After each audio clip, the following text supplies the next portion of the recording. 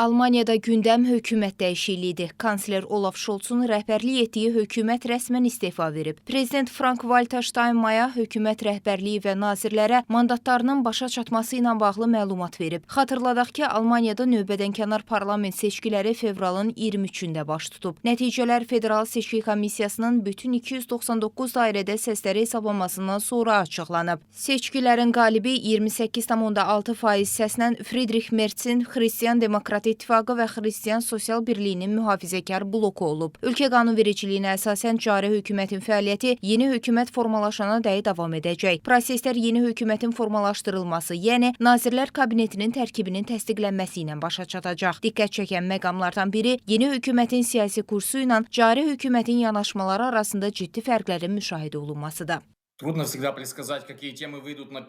Hansı mövzuların ön plana çıxacağını dəqiq proqnozlaşdırmaq həmişə çətindir. Düşünürəm ki, gözlənilməz dəyişikliklər baş verəcək. Məsələ vergi artımına dair debatlarda Xristian Demokratik və Xristian Sosial Birlikləri bu addıma qarşı çıxır. Lakin Sosial Demokrat Partiyası hələ də vergi artımının zəruri olduğunu irəli sürür. Bundan başqa sosial demokratların sərhədləri bağlamağa hazır olmaması və əksinə Almaniya miqrant axınının artırılmasını dəstəkləməsi də ictimaiyyətdə ciddi müzakirələrə səbəb olur. Bu səbəbdən həm siyasi düşərgənin, həm də digərinin tərəfdarları üçün gözlənilməz çətinliklər meydana çıxa bilər. Belə gedişat bütövlükdə Almaniya demokratiyası üçün mühüm nəticələr doğura bilər.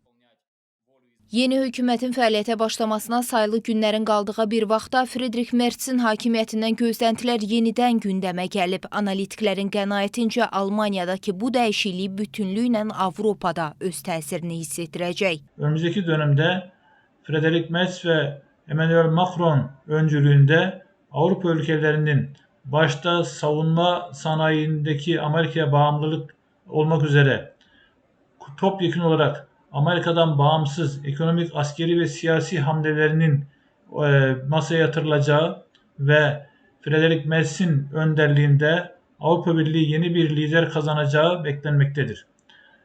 Bu sayede yeni dünya sisteminde Avrupa Birliği'nin lideri Friedrich Merz ve Emmanuel Macron'un birlikte hareket ederek bir dizi sorunları halletmeleri konusunda beklentiler çok büyük olduğu hatırdan çıxartılmamalıdır. Qeyd edək ki, Almaniya hökumətinin yeni komandası aprelin 20-sinədək təqdim olunacaq. Zeynəb Mirzəyeva, Real.